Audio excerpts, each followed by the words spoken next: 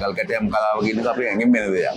ඒකෝට අපිට තාක්ෂණයට යන්න වෙනවා. දැන් මේ තාක්ෂණය එකතු කරලා තියෙනවා. කස්ටමර්ගේ අවශ්‍යතාවය කස්ටමර් බලාපොරොත්තු වෙනවට වැඩිය එහා දෙයක් නිර්මාණය කරනවා.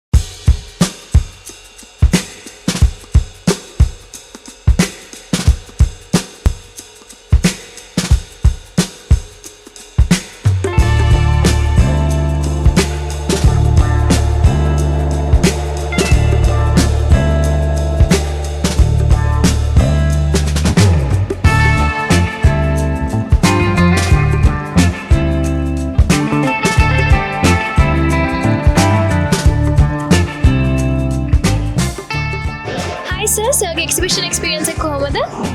අපි පළවෙනි වතාව ගල් කැටයම් කලාව කියන එක අපේ ඇඟෙන් වෙන දෙයක්.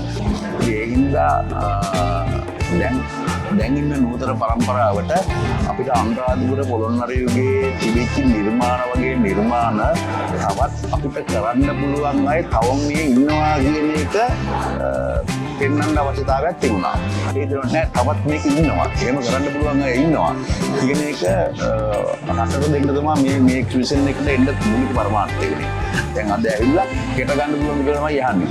ඒකෝට අපිට තාක්ෂණයට යන්න වෙනවා. දැන් මේ තාක්ෂණය එකතු කරලා තියෙනවා. ඒ කියන්නේ පාර සම්ප්‍රදායික ගල් කැටයම් කලාවට අපි නූතන තාක්ෂණය එකතු කරලා කස්ටමර්ගේ අවශ්‍යතාවය කස්ටමර් බලාපොරොත්තු වෙනවට වැඩිය එහා දෙයක් නිර්මාණය කරනවා.